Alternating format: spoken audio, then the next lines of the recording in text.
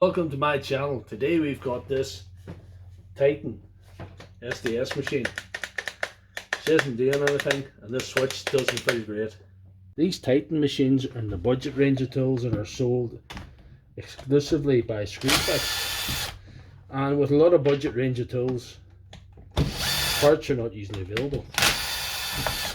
But luckily enough, the switch is available for this one.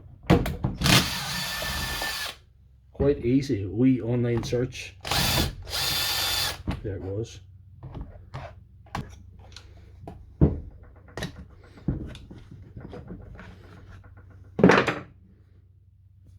Right, so here we are.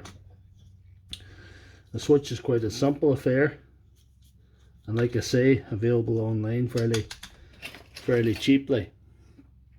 If you listen to this switch and compare it to the new one, there's a harder click of the new switch, and that's what prompted me. I didn't even test it, I just ordered the switch for it because I knew the switch didn't feel right.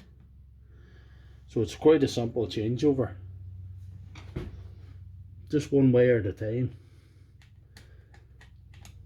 That's the easiest way to do it.